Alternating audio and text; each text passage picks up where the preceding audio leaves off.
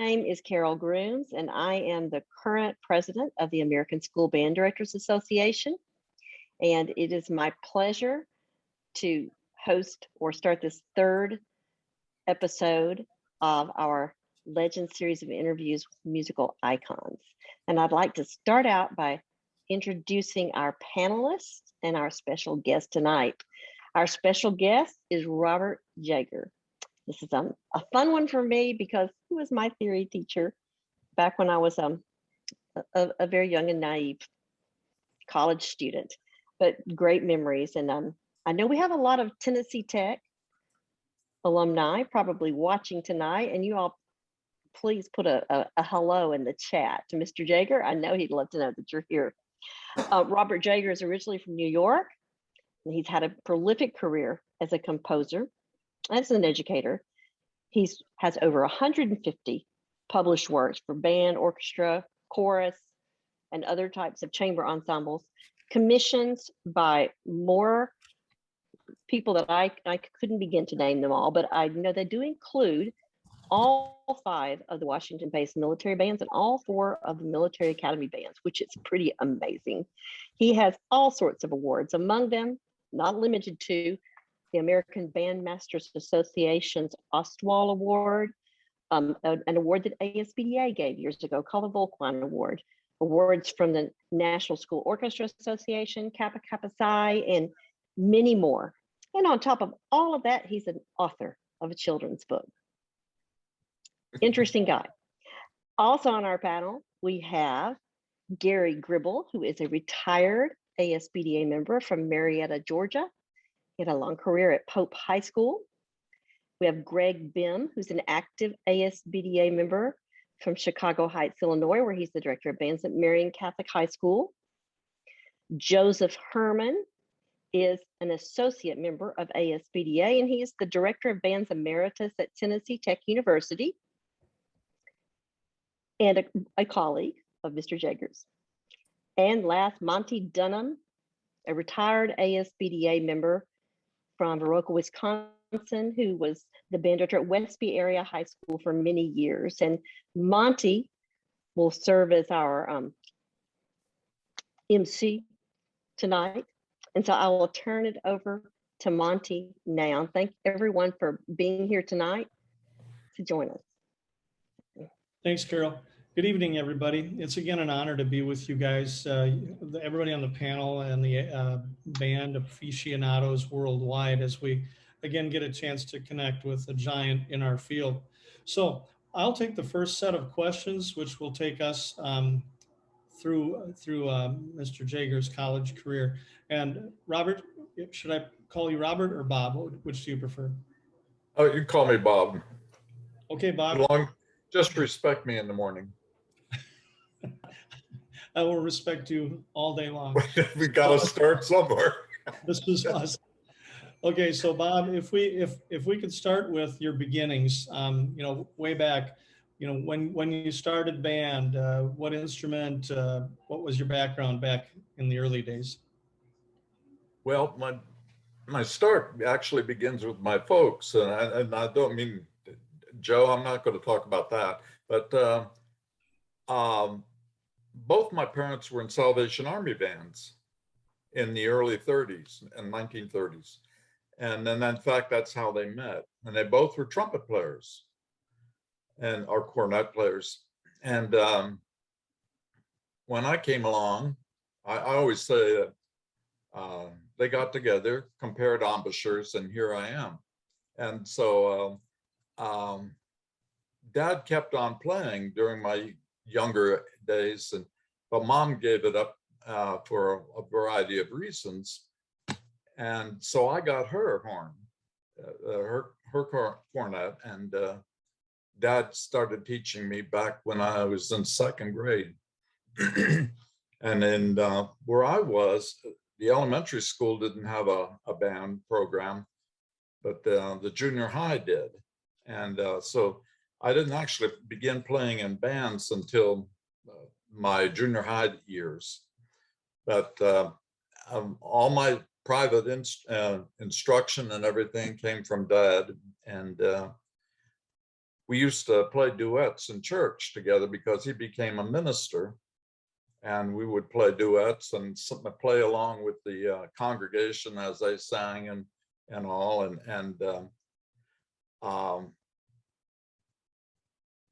that was basically my beginning years. And then when I got to junior high, there was an actual band, and I was just knocked out because I'd never heard as all of these instruments surrounding me and being part of that kind of thing. So the first thing, for some reason, I decided I want to write for this. And I think that's an outgrowth of the fact that my dad asked me to arrange some hymns for that he and I could play in church together as the special music, so to speak. I don't know how special it was, but I did all these arrangements and stuff, and that got me started of wanting to do something larger. And that's how that kind of blossomed. And I was fortunate to have a couple junior high school directors who gave me the opportunity to hear my pieces with the band. So I always tell when I'm out talking to band directors, if you somebody comes up to you with a piece in their hand and they, would you play that for me, Mr. So-and-so? Yeah, give it a shot, because you never know, just like Pandora's box, what kind of ills or pros you're open up for that, for the future of that kid. And then, so through your junior high and high school years, you had your parents as an influence, really good supportive high school and middle school band directors, encouraging. And then in our little pre-talk tonight, you said you started college in Illinois, and then that was interrupted with some naval time, and then you finished at Michigan. Is that correct?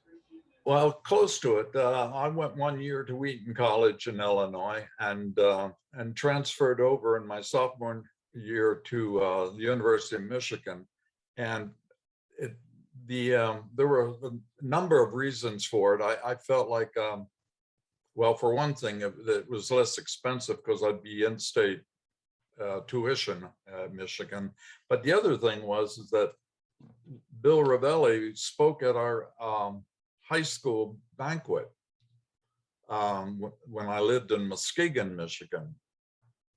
And he spoke at our banquet, and I was very impressed. I mean, if you knew Bill Ravelli, you couldn't help but be impressed, or you got moved down a chair. And I say that respectfully.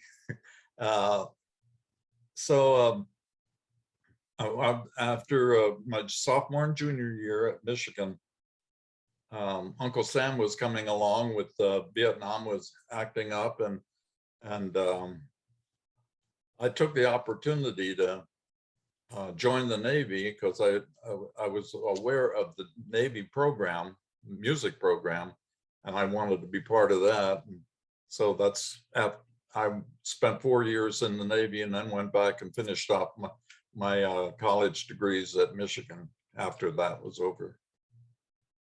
So Bob, during that time, you had quite a lot of experiences through there. Talk about just briefly what influences from that time period were really driving forces in your compositional.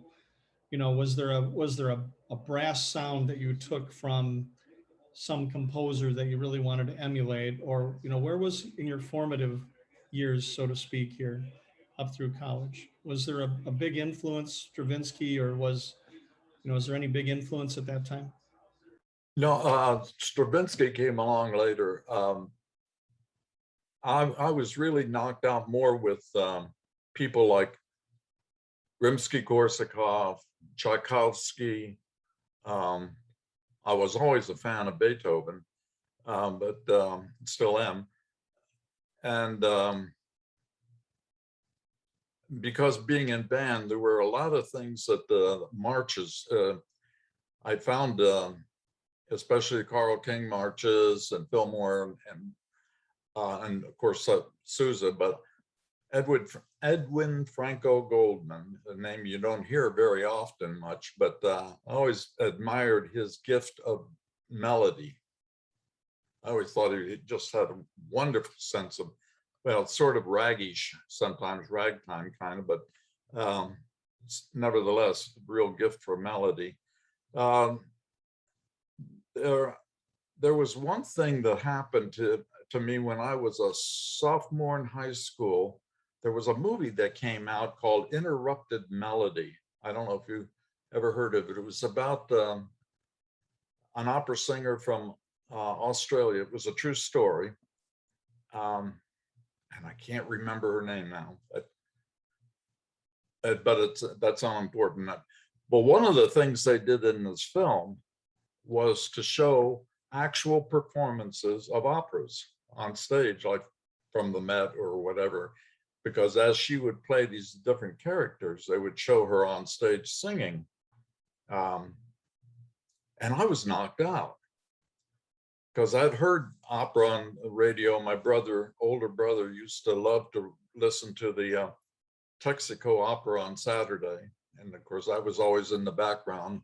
And but when I saw it, wow, it just really knocked me out. So I started collecting or getting scores. We had a library in Muskegon, Michigan, that collected all of these opera scores.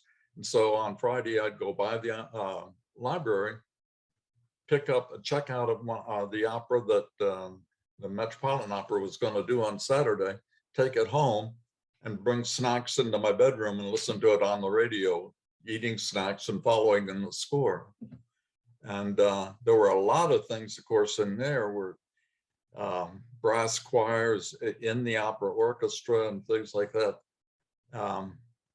And what I was really attracted to were the composers who would play, who would score for an instrument in a way that you wouldn't normally think of it. In other words, think of a fanfare.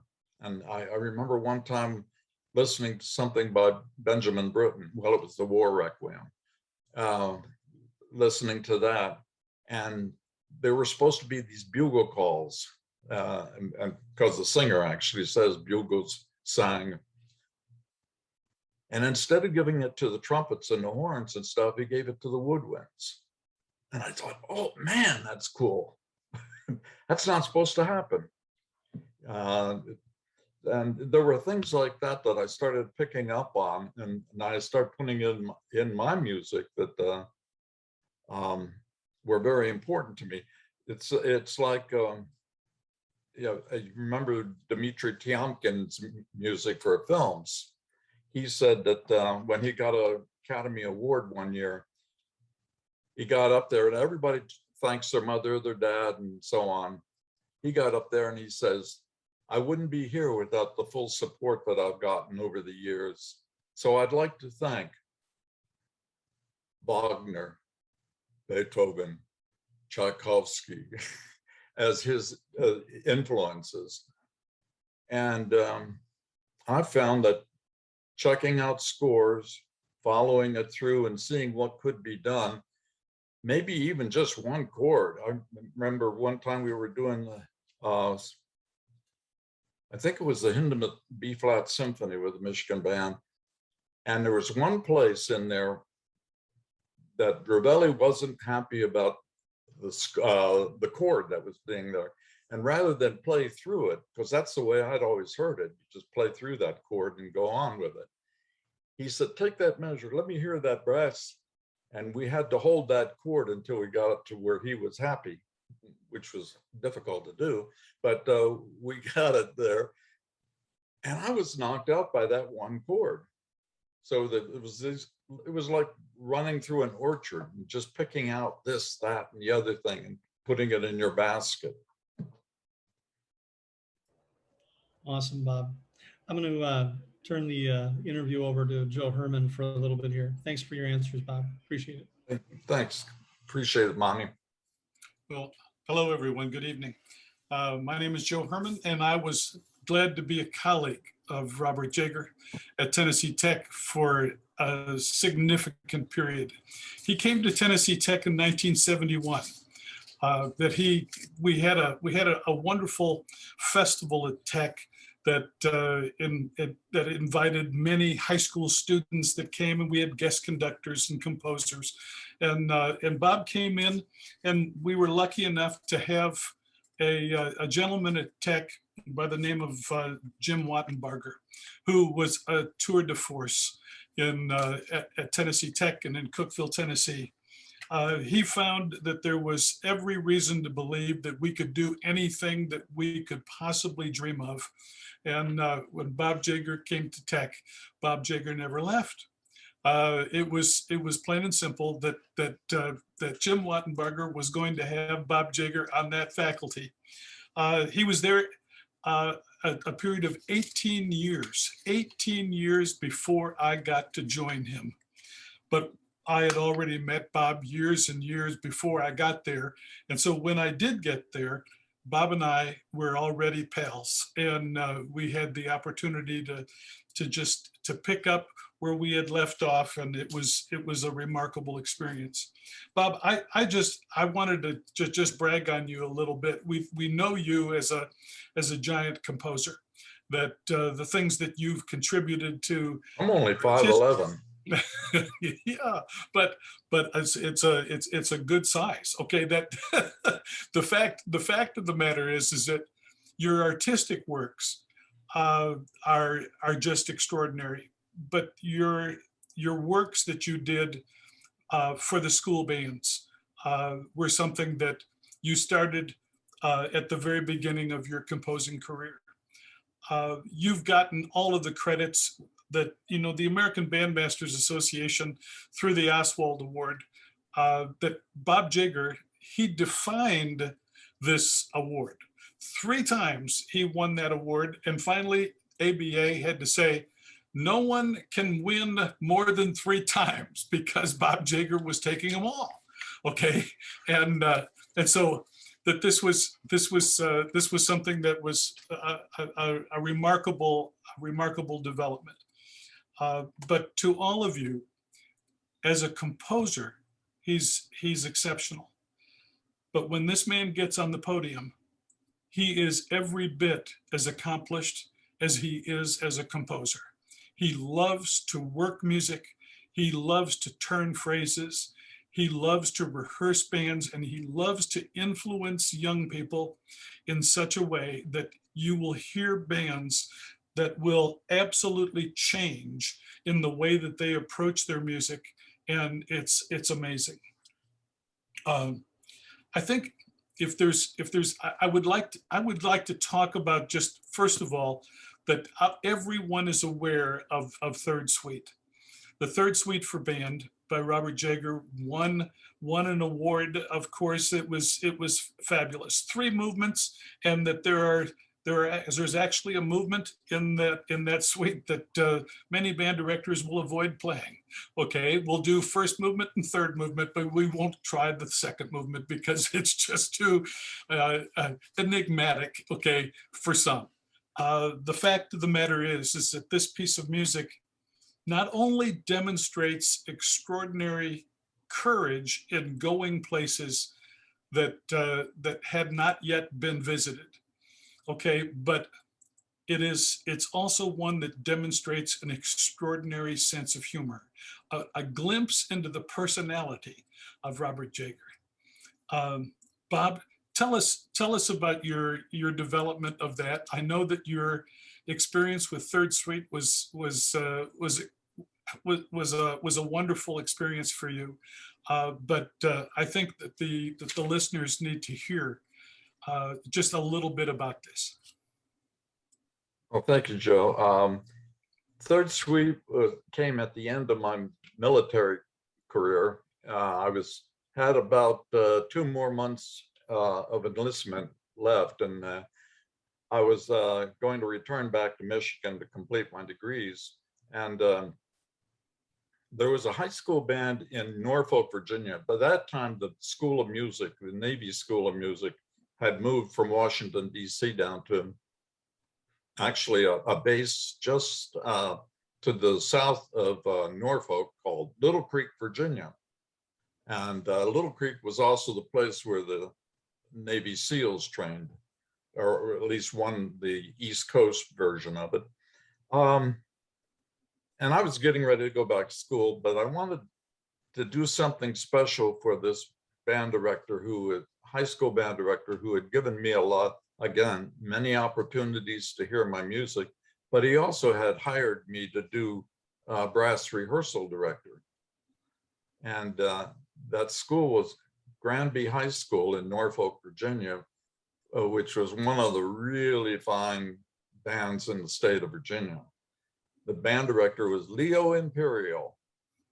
And he was just a ball of fire and just the nicest guy, or at least to me he was. And he made me part of his family. And so I decided to write him a farewell gift. It wasn't commissioned. I surprised him with it, came in one day and had it finished, and that was Third Suite.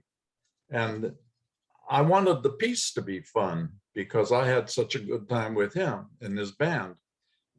Excuse me. So, and the march was written with the 4+3+4+3 and Lord knows what else. Because I was tired of marching after 4 years in the Navy. So I decided to kind of get even with that. And I must admit that at this time, both with the first and second movements, there was an influence from Dave Brubeck. If you know Take Five and Blue Rondo a la Turk and some others like that, where he used 7/8s and 5/4s and things like that. And that was cool. Any kind of a surprise. I always like little surprises in my music. And some of them I even write in there. Others just seem to happen for good or bad. And so I wrote the march. And I often said, this is a march you can't march to. And then a high school band director in Kansas sent me a video one time of his high school band doing it at a halftime show, marching to the march and doing a little stutter step. Cool, I really love that. The second movement is a waltz you really can't waltz to. And that's significant in the fact that my wife always said I never learned how to dance. So you really can't waltz to this one. And the last movement is a rondo, and it turned out to be a rondo. I guess I ran out of ideas, so it actually turned out to be a rondo. And it's just a lot of fun things that happen in all the way through the thing. It's not supposed to be pedantic or taken too seriously. Of course, I'd like all the notes to be there, but you're supposed to have fun with it. I even sometimes at the end of the rondo, it goes rest, rest, like that. And if I trust the band enough and get to know the band really well, I will, after the and during the two rests, I will turn and start taking my bow to the audience and let the band finish as a kind of a surprise. So I'm not beyond having a great deal of fun on the podium too, as long as the work gets done.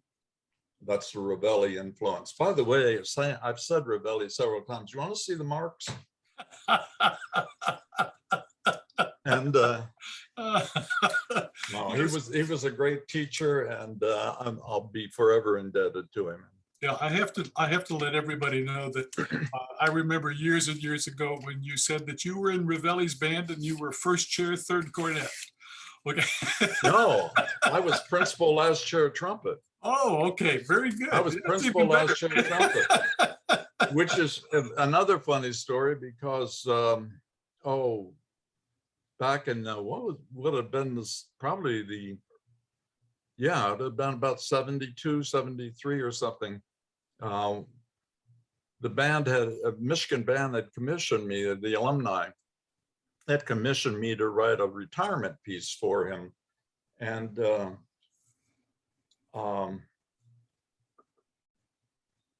let's see, I've forgotten where I was going to go with that, but oh yeah, the trumpet. And what I did is in this, I had a little place in there where I wanted a bum ba-dum dee dee dee by the trumpet. And I gave it to the principal as chair trumpet. So on the score, it'll say principal as chair trumpet plays it. And I remember when I went to rehearse the Michigan band in this thing, that we got to that point, and I did, with a big flourish, I cued her in. It was a young lady. She just played it so beautifully, and I had to stop the band. I said, that's too good. It's got to be sloppy, because it was written for me. It wasn't. I mean, she played it beautifully like that. But that's what I say. Every so often in my music, there'll be something hidden. For instance, back when I was first starting, Mark Hinesley asked me to write a piece for him.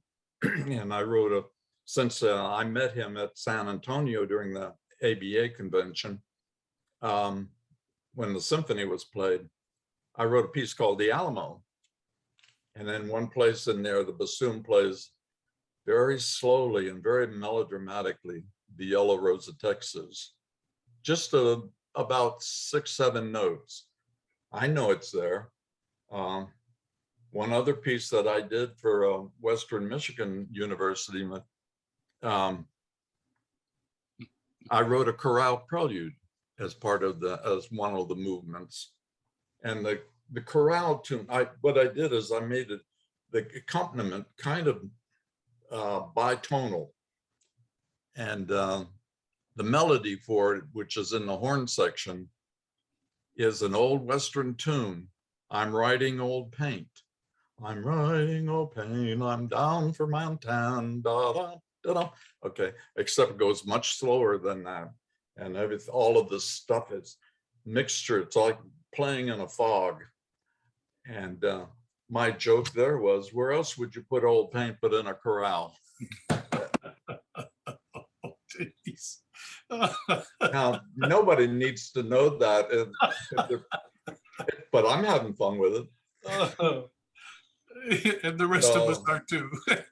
I love to find that in other composers too, that you know, like this one's pretty serious, and that is in the Shostakovich's 10th Symphony, which he wrote upon the death of Stalin, whom he hated.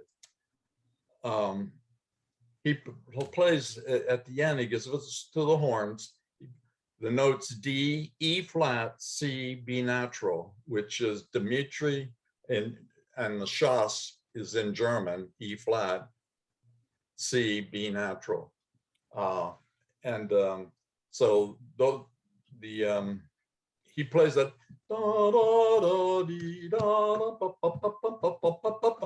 and when you transpose that for horns, that puts them right at the top of the register, A, B flats, G, F sharp. And what he's doing there is saying, Stalin is dead. Yay, take this. And Dmitri Shostakovich lives on. You know, when you hear it, you just go, yeah, go get him, Dmitri. So I love to find those. Bob, that's wonderful. I do have to say that, you know, that so many of your works that display that kind of wit and depth. The variations on a theme of Robert Schumann, The Happy Farmer. My gosh, that was a piece that is still celebrated by so many, and that the finest ensembles on the planet, that the Washington DC premier bands, that they enjoy that as much as the rest of us. They thoroughly enjoy the music and all of the intellectual challenges that are there. I would have to say that that your piece, The Heroic Saga, okay, is something that I look to as that this Straussish opening with the horn section that's there. It's so ennobling. And it's so unlike you to start out with something like that. But I'm here to tell you, it gets everyone's attention. That is amazing. I am totally grateful for the time. When I arrived at Tennessee Tech, I was 40 years old, and of course I had a mission. Okay, and my mission was I was going to do everything I could to find every note and put it in the right place. Sitting down with you and finding that there were those moments where I needed to find life, and I needed to find humor, and I needed to find depth, I needed to find emotion in the music, was some of the most wonderful times that I had at Tech. The times that we spent in your studio, or you would come to my office, and that we would look at scores and you would answer questions and help with all of that. It was amazing that you not only taught undergrads, but you taught your colleagues how to look at music in a very special way. Well, I appreciate that so much. I'm not sure how to follow that. Music has always been, and I don't want to be pompous with this whole thing because I've had a great deal of fun with music, but I still will listen to pieces and get goosebumps. I remember that kind of opening the door when I was in the Michigan band of the band finishing the note, the composition that we were playing on, and everything stops and the silence is there. And one time it happened and the whole band went, like, we made music today. And I want that feeling, I want that experience again. And so I strive for that in the way I write. Maybe a little laughter here, but I want, if it doesn't come from here, from the heart, I don't think it's music. I don't know what, it's a collection of sounds, but, and I know that's old fashioned and it sounds corny and everything else, but if you've never had that experience or given that experience to your students, you're missing out on what this whole business is about, because we're teaching, and this is important for me to remember anyway, we're doing more than teaching notes. We can get all the notes in the world correct, put them in the right place, in tune and everything else, right dynamics, all of that stuff. And if it doesn't have heart, it isn't, you haven't said anything. And I had an experience about 10 years ago, one of my last, I was conducting jobs where I was conducting the New Jersey All-State Band. And I decided to program, before I retired and quit and all that, decided to perform Elsa's Procession. I'd never done it, but I remember being moved by it when we did it under Rebellion and things that he would say about it and everything. And so I thought, okay, this is it. I'm going to do it this time. And we worked on it, and we got through the dress rehearsal and it got to the end. And I said, just let it go. No bumps or anything like that. Just let it disappear. And that band did exactly that. And I had goosebumps as a conductor. I had a goosebumps, and I put my arms down slowly. The band was just as silent as could be.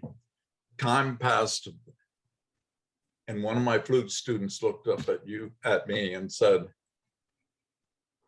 I don't know, Mr. Jager, I don't know about you, but I need a cigarette.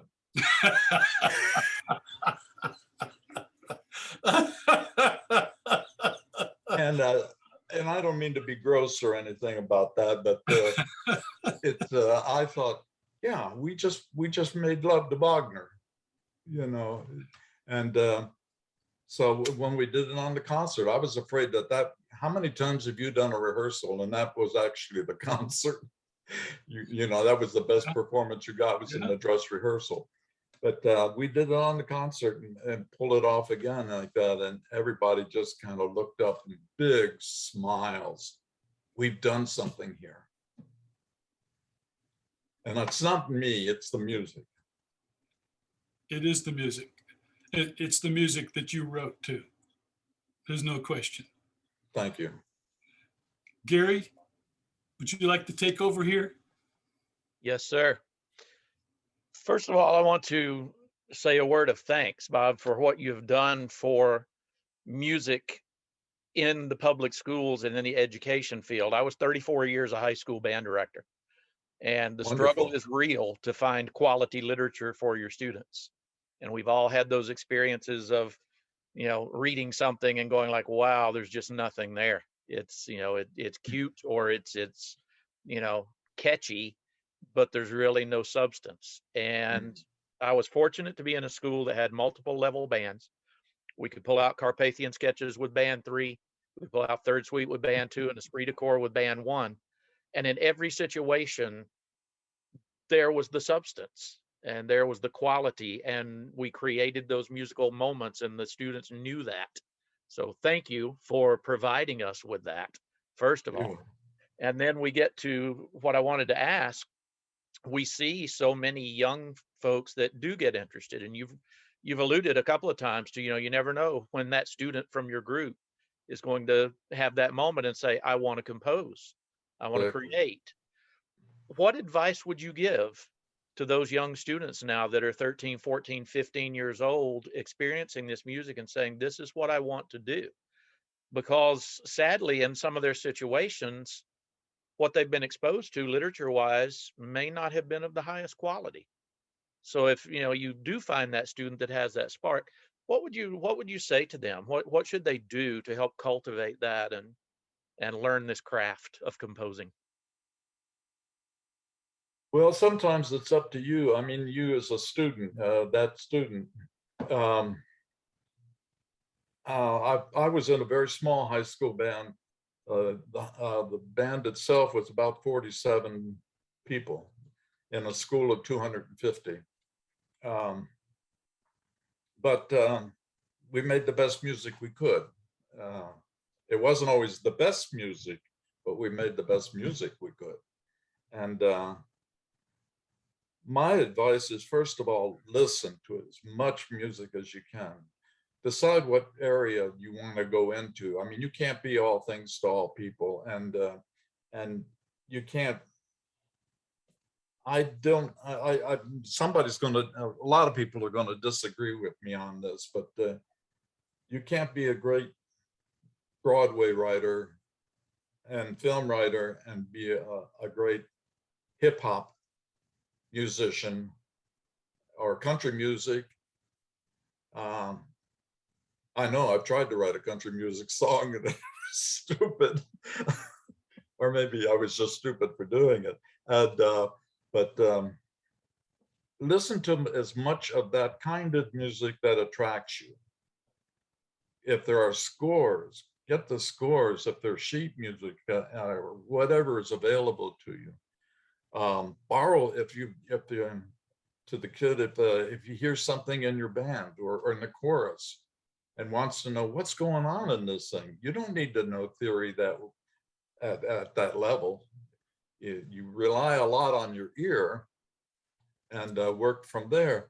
But you go up after the rehearsal and say, Mr. So-and-so or Miss So-and-so, can I borrow the score over the weekend? I want to look at it and see what's going on. That in being inquisitive about the substance of the art is very important.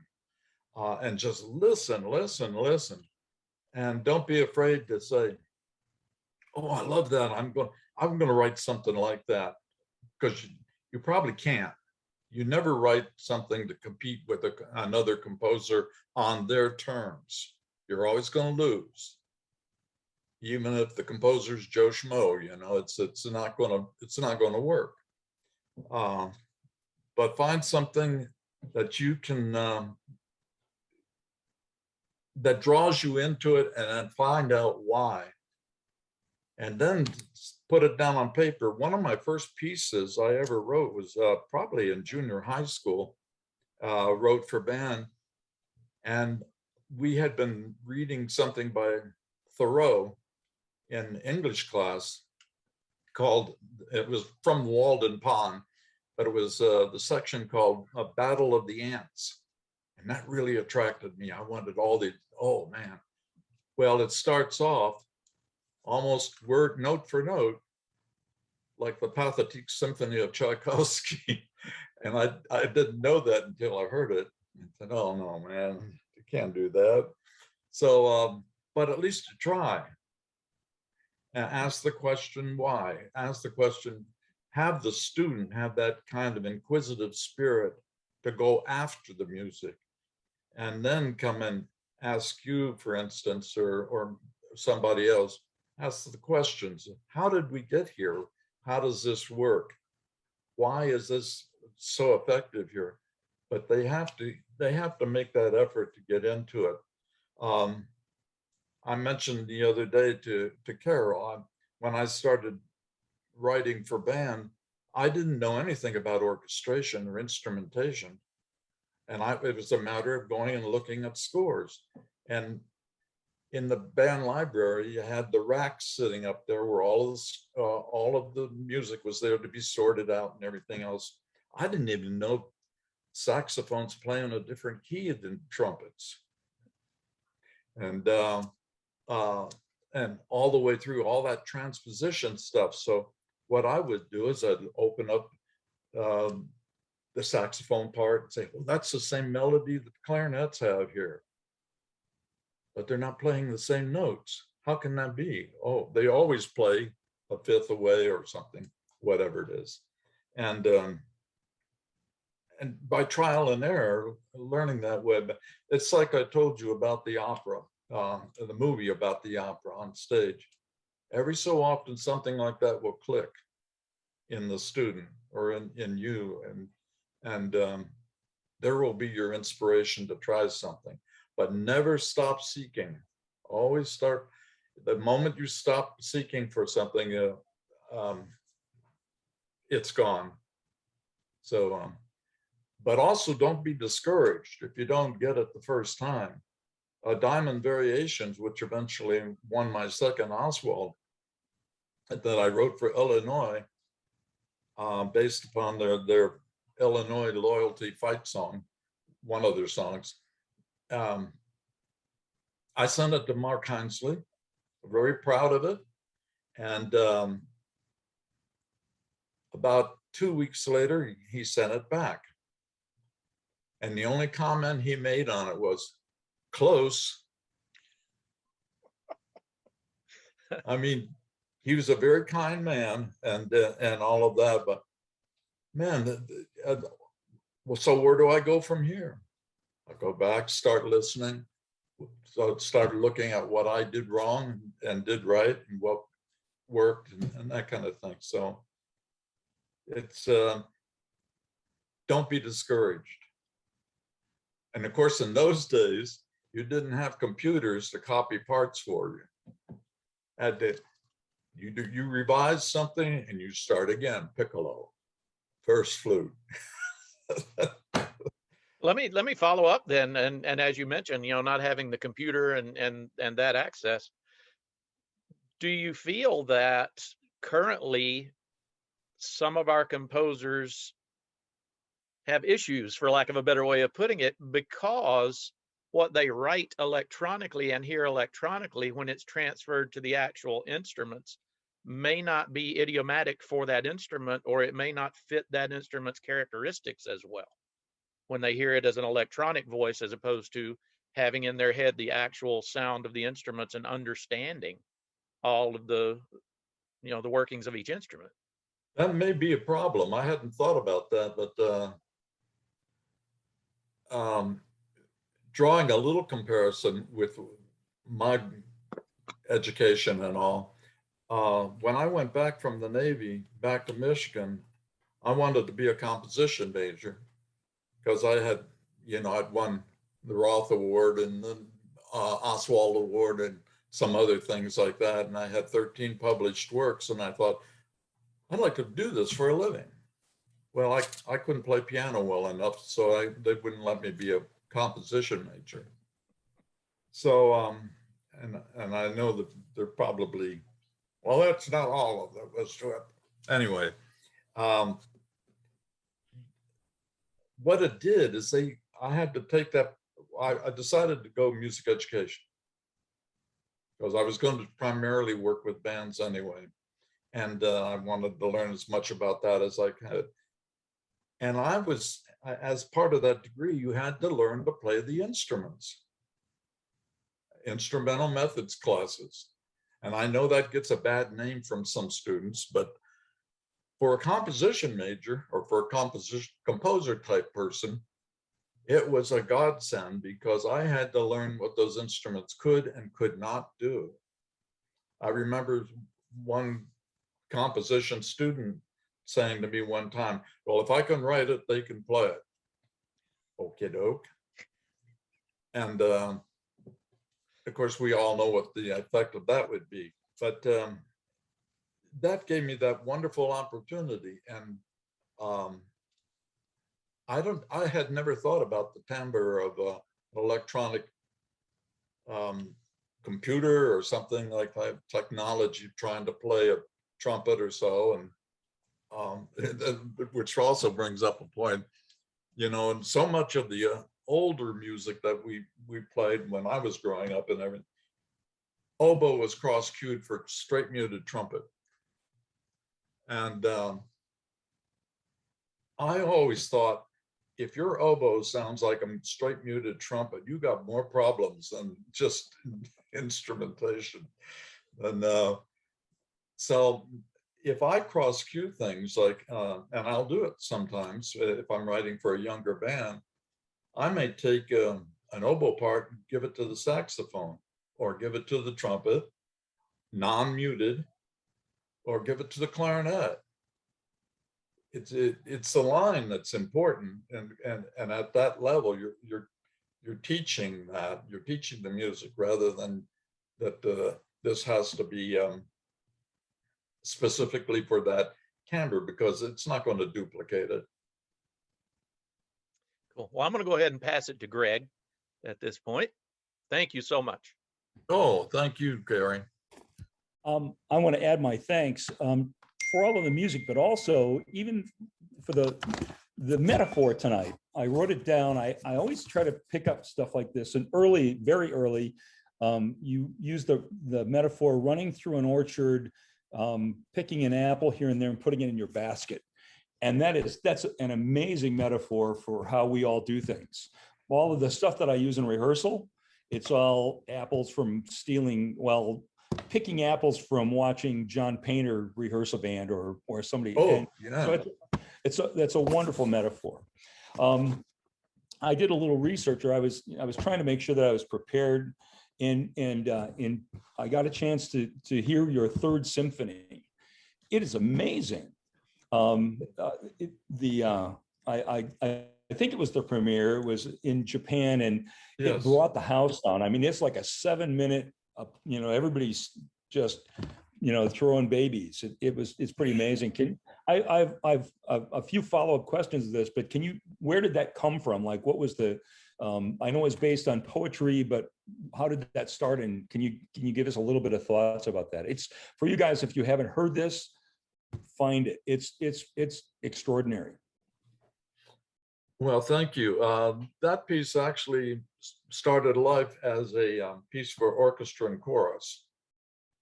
You know how difficult it is to get an orchestra and a chorus together?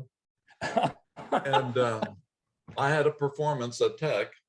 There was a I wrote it for my retirement. And it was at that time about 16 minutes long. And I knew I was never going to get another performance of it that way. And so I decided, and this was after my wife passed away, I decided I wanted to do something special in memory of her. And I thought, there's an awful lot of in this piece that I could use.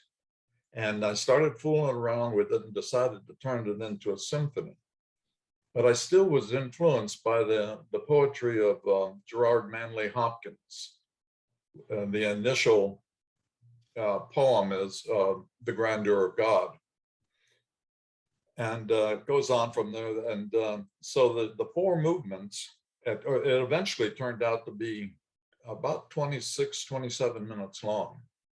So there's when you take the words away from it, you have to do something with form in order to give it structure and in order to give it cohesion. And I found as I was doing that, it lengthened, which I was glad for. And but it also made better sense to have it longer for keep all that in mind. So it's very much influenced by that poem. It's not all just the grandeur of God. The second movement is why do men consistently tear down the earth? And it's a kind of a, what is it? A green movement, I guess you would call it.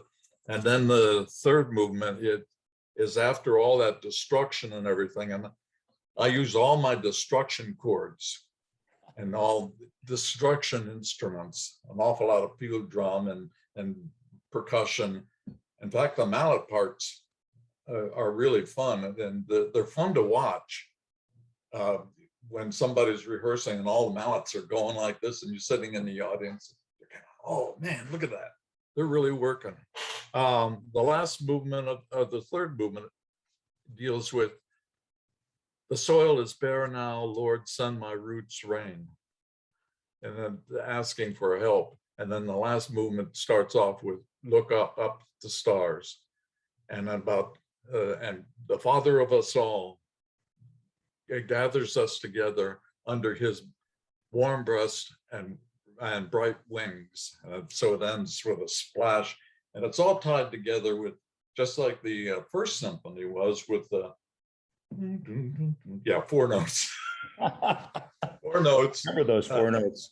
Yeah, the last symphony is tied up with a pyramid chord, and everything is based all the way through on that. And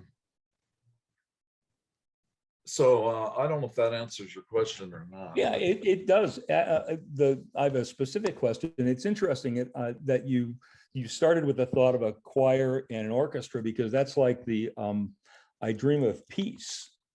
That you isn't that the right title with on the children's poetry? The children's chorus, yeah. Sort of the same thing. Well, my question is really when you sit down to write, you're going to start a new piece. Where does that come from? Like, where does it start? Obviously, in those cases, there was poetry that you were inspired with, or an event. But you've got a blank sheet of paper in front of you. You still do pencil, or are you computer? Yeah, I do write at my piano right back there. Where does it start? Like, what are your first thoughts? Where does it come from? Well, sometimes it's with a title, but sometimes it's either a motive, melodic, or rhythmic. It's different for most. There was a piece that I wrote for who was it, for Loyola University in New Orleans years ago, called Apocalypse. And it's a mean piece. It's supposed to be. Apocalypse wasn't a dance in the Dale with the little maids and everything. And so I knew I wanted to knock the audience out of their seats with the first note. And so I started that. It's very dramatic at the beginning. Big ugly chord. Oh, by the way, speaking of that kind of thing, in my theory classes, we never use the word dissonant. There is no such word as dissonant. It's tension. And I got that from Vincent Persichetti, who said, there's only tension and relaxation. A dominant seventh chord can be dissonant in the old sense of the word, but it's really tense, and that what happens is the seventh wants to resolve. Okay, so that's what this is a very tense chord, and in another piece I wrote, the one that won the ASBDA competition, the Volkwine Award, was written during, commissioned by the Michigan Small Band Directors Association, to which one of the people said, "How small does the band director have to be?" Anyway,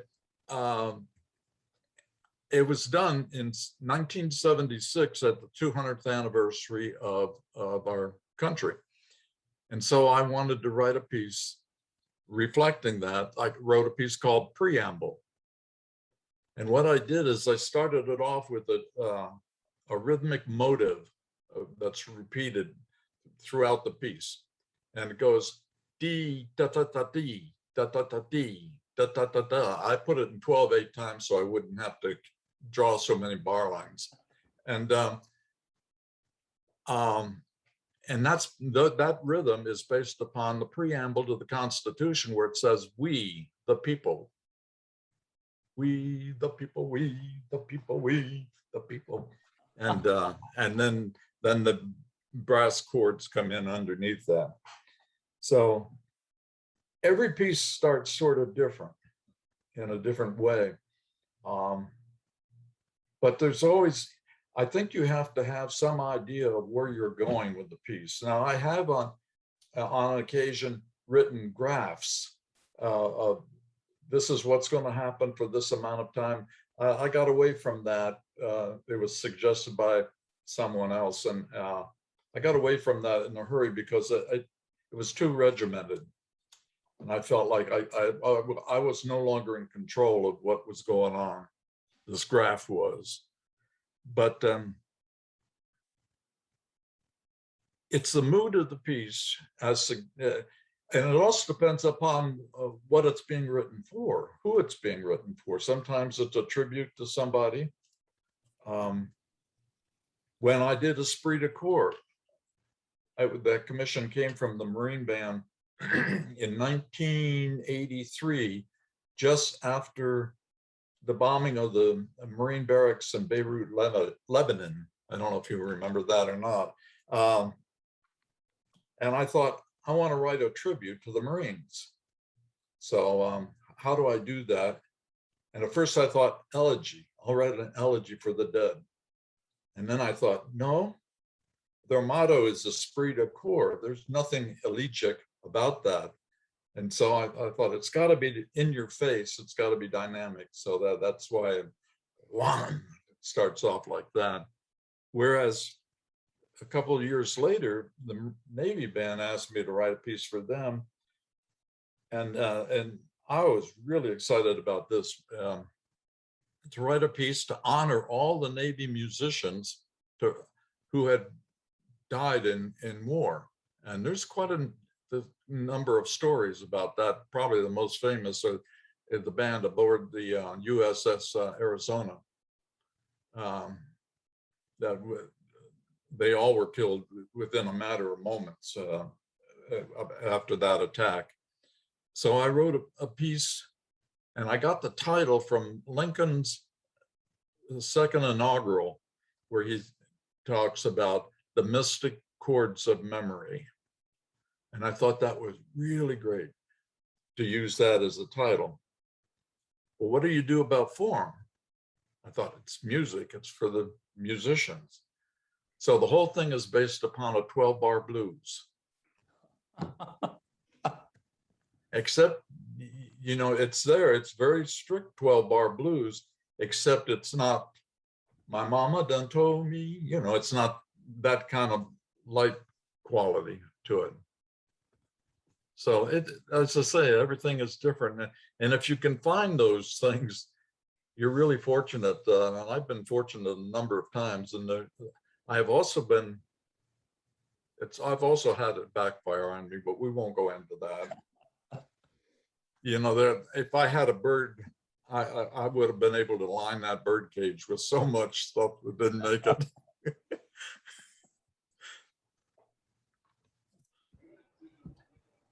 If we have a couple of minutes, these are really I'm cool. extended questions, not extended. There, how much do you rewrite? Like you said, you were a fan of Beethoven.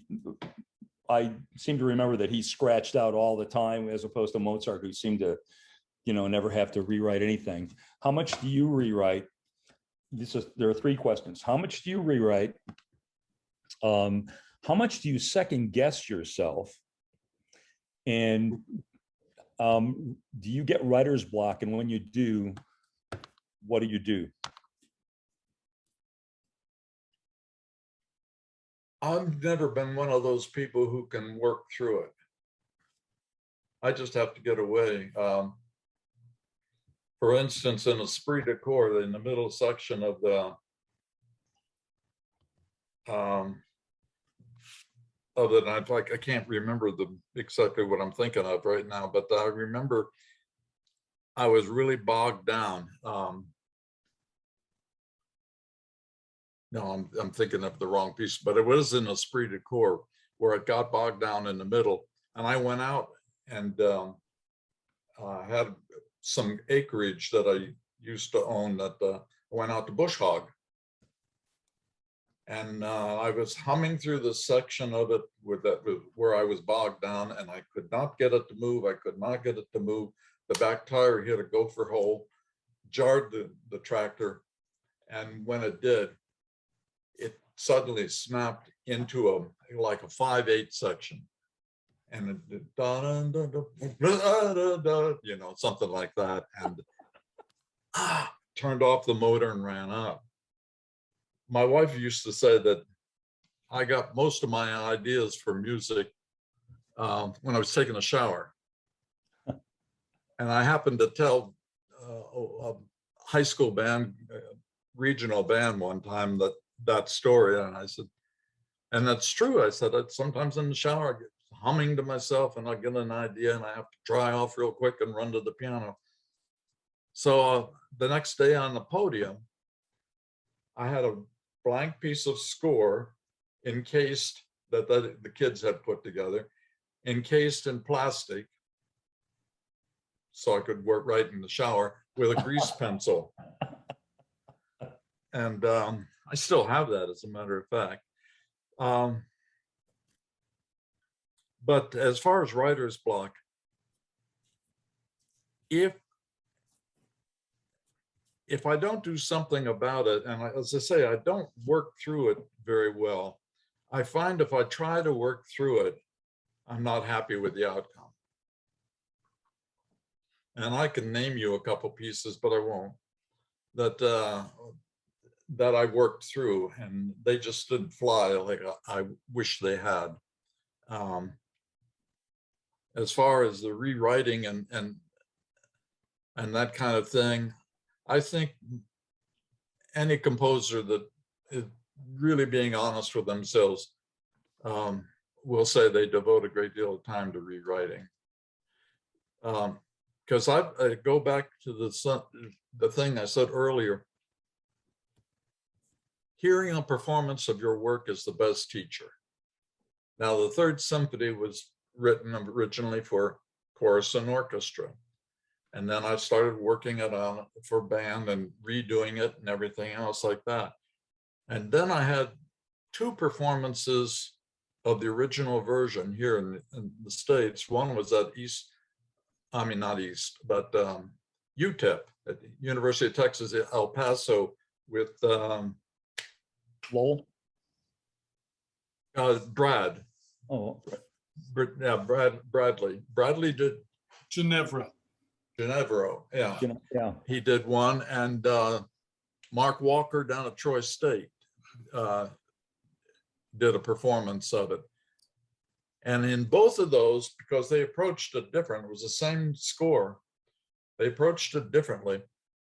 I heard things that were my fault that I didn't like. And so I rewrote it. And then when I got it done this last time, I had put it on my website that I had finished it. And that's when I got an email from Hiroshima Wind Orchestra. they wanted to do the premiere of the new piece of the new version. And when I got that tape, or this, it actually came over the computer, that I thought, okay, this is good now. And the funny thing is, I thought, just for a change, I'd like to end this way. And then I thought, no, we're not going back to it. It's done. Leave it alone. You can manipulate these things until they're down to one note, and you're not even sure that's the right one. Well, thank you so much. I've really You're been listening tonight. This is crazy. Speaking of one note, I remember I had a friend, Karel Husa, who we had here as a guest composer one year. And he was talking about music for Prague. And the first time I heard him talk about it, he cried, because it was such a integral part of the invasion of his country by the Russians and all that, very emotional. But while he was working on the music, the people that were commissioning it, the band director called him up and said, "How's it going?" And he quickly took a piece of score paper and wrote down an E flat. And this is him talking. He wrote down an E flat in a hurry, and he says, "Oh, it started, it's going." One note. So one note can be very important. Should have been a D, but Should have been a D. Thanks, Bob. A couple questions from the chat. One that you've touched on part of it, but also, do you have a daily routine that you follow writing wise? Well, I'm in a hiatus right now. I'll tell you, doing the symphony and the loss of my wife and everything, the muse is sitting on the front porch trying to get in, I think. And at this point, I'm kind of just taking it easy and seeing what happens. I have a couple ideas, but and I go to the piano and I try to fool around with it. But if it doesn't want to happen right now, I don't force it. I'm not forcing it, because I figure I've been writing for 67 years, and a little break wouldn't hurt right now at all. But my original, when I was writing daily, I usually like to get up in the morning and write first thing before I did anything else. And I hear some people say that they bring stuff to eat and drink while they're writing and all of that. I never could do that. I had one friend who said, "I always get a glass of wine and put on the piano and start writing." Well, I wouldn't last but 3 gulps if that were me. So I don't mess with that. But the routine is usually work in the morning at the keyboard. I do most of my writing at the keyboard, and then do the busy work later in the day. Take a break away and then come back, work on scores and that kind of thing. Another important question from the chat. I know it's important to the person that asked it. Can you talk about the genesis of your first symphony? You know, I have wondered that myself, and I'm not being aloof about that. It's just, for the life of me, knowing what I knew at that time, and somebody asked early on in this discussion about my being 23 or something like that and writing. I don't know what got into me. All I know is that I suddenly had this piece. I hear influences in it. Again, as I say, there is some Tchaikovsky in that thing, and I'm real proud of it. And but the mystery is, I don't remember ever sitting down and writing it. What I do remember is that I finished it, or yeah, I finished the piece and I was writing the parts out and I heard about the Oswald Award. So I made it, I wrote to the, actually it was a phone call to Paul Yoder, who was in charge of the competition that year, 1964, 63, 64. And said, I think I have a piece, it's about done, but it said that year that you had to have a member of the ABA sponsor you. And I didn't have a sponsor. He said, well, I'll do it. He said, put my name down for it. I said, oh, okay, great. When's the deadline for submitting it? And the deadline was like a week later, and I was still copying parts. At that time, you needed to send a tape along with it. I didn't have a performance. I was at the Navy School of Music. So what I did is worked through the nights, got all the parts done. I got a bunch of students at the Navy School of Music, and at that time there were some really fine players there. There's always in the military, and they're going to hate me for saying this, and I'm sorry, but in the military, whenever there's a war on or about to start, the bands really improve in their abilities. And I'm not knocking anybody because I joined the music program too. It just happens that that it just happens. And so I got this a band together. We played it, they recorded it. We went through it, just touching up some stuff and then record. And then the next thing I had to do is get it over to the Army band at Fort Myers, which was, I was stationed in Washington, D.C. at the Anacostia Annex, which is right in Southeast Washington, right across the Anacostia River from the Navy sail loft where the Navy band rehearsed at that time. And so I got it, put it in the car and drove it over there and handed it to Captain Gilbert Mitchell. And I got a call about a week later or 2 weeks later and said, this is Captain Mitchell, wanted to tell you congratulations, you've won the Oswald Award.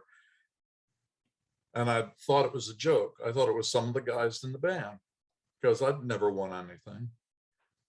And I said, yeah, right, and hung up. He said, no, seriously, this is Captain. And so, and I was just knocked out. I could not believe it. And it was premiered at the ABA in San Antonio that year with Air Force Band of the West. That was the Langley band, Lackland band. And let's see, Hugh Carey, Colonel Hugh Carey, who was an Army band conductor, conducted the premiere down there. So. Thanks, Bob. One more question from the chat here. If you could pick 2 or 3 of your favorite pieces that aren't quite as frequently programmed or as widely known as others, what would they be? Well, one, it was recorded by UTEP band, Texas, El Paso. I wrote it for,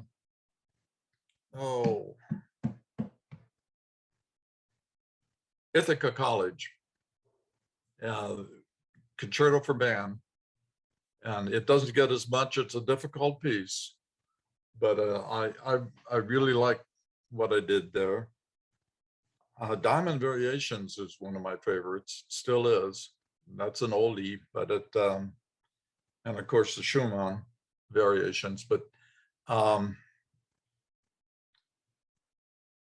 I think the Third Symphony is going to be, I need to live with it a little bit more. I find nothing in there that I want to change.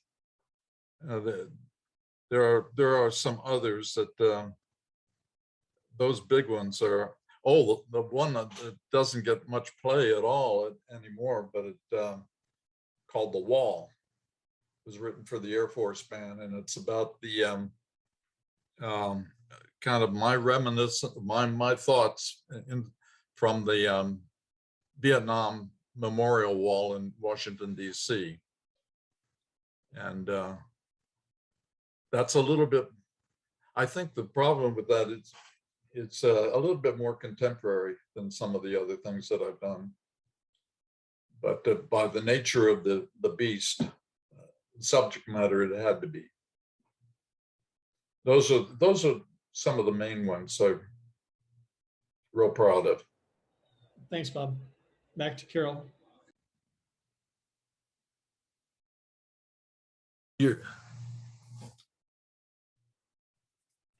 I was muted. We've gone well past our intended hour, but there's so much to talk about, and these are such great stories, and I'm sure we could go on and on, but we'll honor our commitment to try to cut it off. Or we'll come back. We'll have to have a round two sometime.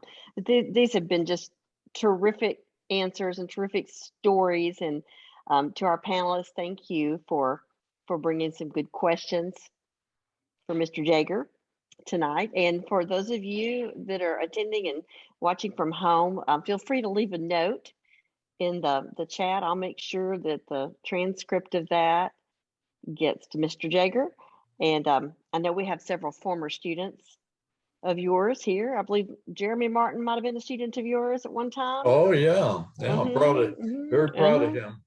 And Lindsay Smith maybe, and Jeff Beckman, and oh gosh, yeah. maybe David Wiseman. There's probably a few more. Glenn Martin, maybe it was a little before. There's probably several more on there that lots of fond memories of learning from you, and your sense of humor, which has not changed at all.